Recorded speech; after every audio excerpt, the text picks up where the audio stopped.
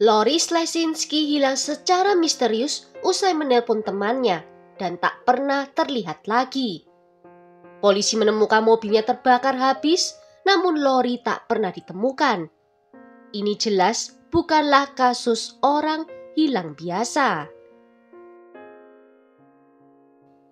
Lori Slesinski lahir pada tanggal 21 September 1981 di New York, Amerika Serikat. Dia adalah putri bungsu dari Casey dan Arlene Slesinski. Lori memiliki seorang kakak laki-laki bernama Paul dan memiliki hubungan yang sangat dekat dengan keluarganya. Saat Lori berusia 13 tahun, mereka memutuskan untuk pindah ke Alabama dan di sanalah Lori menghabiskan masa remajanya. Lori sangat suka bersosialisasi, suka menonton film dan bermain video game. Dia juga mencintai binatang dan menyukai semua jenisnya. Lori dikenal temannya sebagai sosok yang ramah dan suka menghabiskan waktu dengan teman-temannya.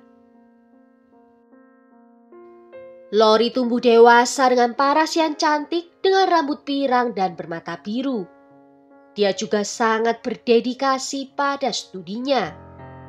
Setelah lulus SMA, dia mendaftar di Universitas Auburn di mana dia mengambil jurusan psikologi dan minor kriminologi. Orang tuanya sangat mendukung keputusannya untuk melanjutkan pendidikannya dan mereka membelikannya rumah di taman trailer di dekat kampus. Banyak mahasiswa yang tinggal di sana karena itu adalah daerah yang populer karena dekat dengan kampus. Di tahun 2005, Lori lulus dari Universitas Auburn dengan nilai yang sempurna. Selama kuliah, Lori tetap menjaga hubungan dengan orang tuanya dan mereka berbicara hampir setiap hari. Setelah lulus kuliah, Lori bekerja di fasilitas kesehatan mental di Alabama Timur. Dan dia masih tetap tinggal di rumah yang dibelikan oleh orang tuanya untuknya. Saat berkuliah itu, dia banyak bertemu dengan teman-teman baru dan khususnya dekat dengan satu orang yang bernama Lindsey Brown.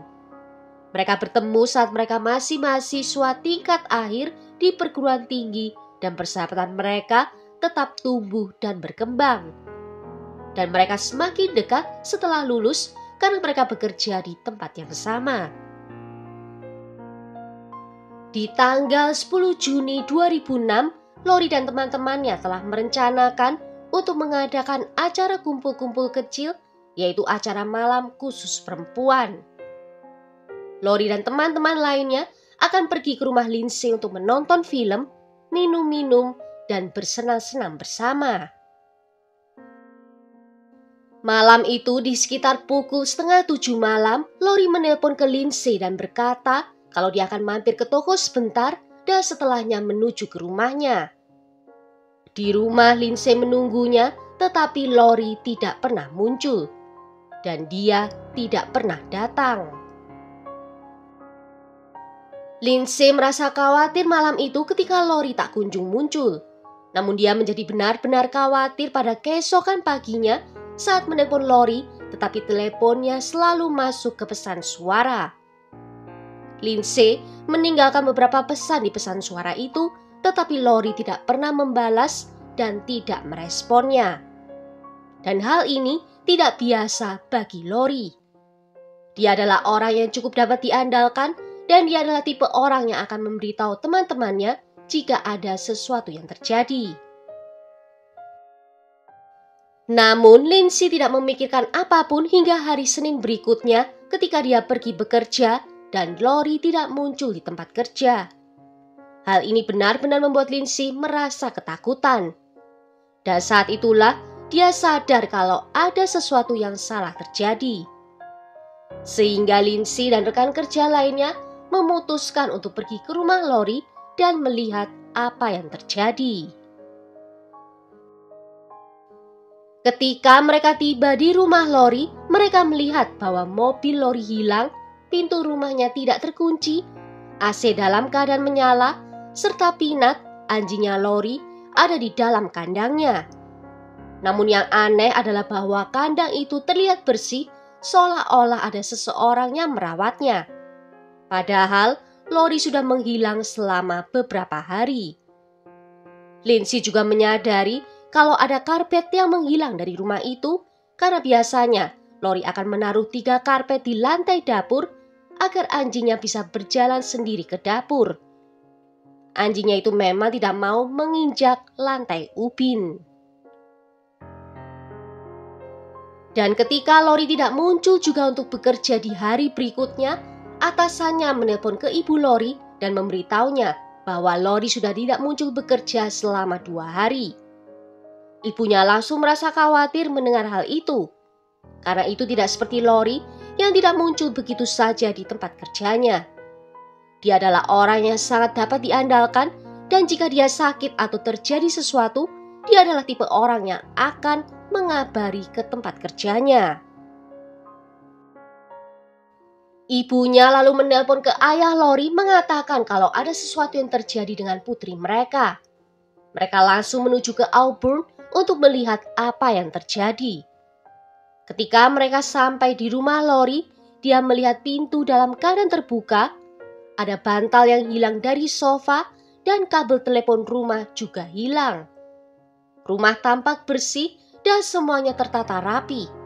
Tempat tidur Lori masih rapi, rumahnya juga tidak tampak berantakan. Tetapi terlihat ada beberapa barang yang hilang yang membuat ibunya merasa khawatir. Saat itu tanggal 13 Juni, sudah 3 hari berlalu sejak Lori berencana untuk menemui Lindsay di rumahnya. Ibunya segera mengajukan laporan orang hilang. Dia menghubungi polisi dan mengatakan bahwa putrinya telah menghilang selama 3 hari. Ketika polisi tiba, mereka melakukan pencarian awal di rumah Lori dan tidak ada yang tampak aneh, kecuali beberapa barang yang menurut ibunya terlihat hilang. Tetapi ketika mereka melihat lebih dekat, mereka menemukan ada tanda-tanda perkelahian. Ada bekas lecet di dinding, dan mereka juga menemukan adanya bekas air mani di tempat tidurnya, dan mereka juga menemukan adanya jejak darah di gagang pintu. Polisi mulai mencari tanda-tanda keberadaan Lori, dan mereka menemukan beberapa rekaman pengawasan yang menunjukkan Lori berada di Walmart setempat. Tetapi itu adalah penampakan terakhir dari Lori. Polisi terus menyelidiki, tetapi sepertinya tidak ada petunjuk yang kuat. Mereka juga melakukan wawancara dengan beberapa teman Lori. Salah seorang yang diperiksa bernama Rick Ennis, yaitu teman Lori saat dia masih menjadi mahasiswa. Lori diketahui memiliki hubungan yang cukup dekat dengan Rick. Rick sering datang ke rumah Lori untuk mengunjunginya. Namun Lori pernah mengatakan pada temannya bahwa dia hanya merasa kasihan pada Rick karena dia tampaknya tidak memiliki keluarga lagi. Rick saat diwawancara memberitahu detektif bahwa dia dan Lori telah menanam marijuana bersama, dan juga mengatakan bahwa Lori telah melakukan transaksi narkoba. Rick juga menambahkan kalau Lori mungkin berurusan dengan orang-orang yang mencurigakan. Dengan informasi baru ini, polisi jelas akan menyelidiki petunjuk ini sehingga mereka pergi dan melakukan pencarian lebih dalam di rumah Lori. Namun, mereka sama sekali tidak menemukan apapun yang dapat mengkonfirmasi pernyataan Rick. Pada tanggal 14 Juni, polisi menemukan bukti yang paling mengerikan. Mereka menemukan mobil Lori yang terbakar habis di dekat jalan buntu dekat arena bowling tempat Rick bekerja. Di sekitar mobil, polisi menemukan puntung rokok dan rokok itu dilinting dengan tangan. Juga ditemukan jerigen gas beberapa meter dari mobil. Dan jerigen ini mirip dengan salah satu jerigen yang menghilang dari arena bowling tempat Rick bekerja. Hal ini membuat polisi mengubah penyelidikan dari orang hilang menjadi kemungkinan pembunuhan. Mobil itu habis dilalap api dan polisi mengatakan bahwa apinya begitu besar sehingga telah menghancurkan semua bukti yang mungkin ada di mobil tersebut. Tetapi Lori tidak berada di dalam mobil itu. Polisi terus berbicara dengan teman dan keluarga Lori. Mereka kemudian berbicara dengan Lindsay lagi, dan Lindsay memberitahu polisi bahwa selama panggilan telepon yang dia lakukan dengan Lori pada tanggal 10 Juni, Lori mengatakan kalau dia mampir ke Walmart dan kemudian langsung ke rumahnya. Dan Lindsay juga mengatakan bahwa dia telah mendengar adanya suara Rick di latar belakang. Saat itu dia tidak berpikir kalau ada yang aneh dengan hal itu. Rick memang teman Lori dan semua orang tahu tentang informasi ini, sehingga dia tidak berpikir apapun tentang hal itu.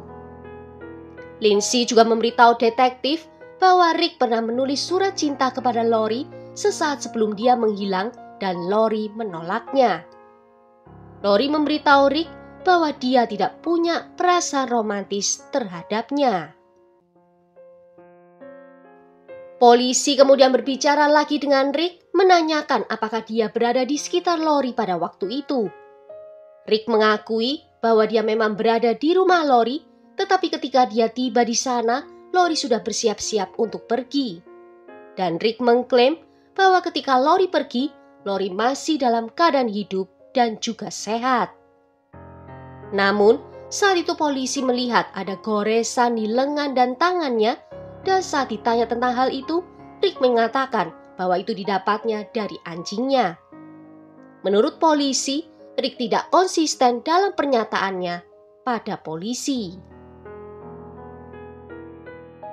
Dengan semua informasi ini, polisi memutuskan untuk menggeledah mobil Rick, dan di dalam mobil itu mereka menemukan beberapa hal yang cukup mengganggu mereka. Mereka menemukan adanya pisau, sepasang borgol, dan juga beberapa perlengkapan pembersih. Polisi kemudian menyelidiki Rick dengan seksama. Mereka mulai menyelidiki latar belakangnya, dan disinilah mereka menemukan beberapa hal yang sangat mengganggu. Pada saat Rick berusia 12 tahun, dia pernah ditangkap karena telah membunuh ibu dan ayah tirinya. Saat itu, ibunya baru menikah lagi dan berencana akan pindah kota. Dan hal ini diduga membuat Rick menjadi marah karena dia tidak ingin meninggalkan sekolah dan juga teman-temannya. Solusi yang dia pikirkan hanyalah membunuh ibu dan juga ayah tirinya. Dia ditangkap setelah menabrakkan mobil keluarga. Diyakini bahwa dia tetap tinggal di rumah dengan jenazah ibu dan ayah tirinya selama lebih dari 2 hari.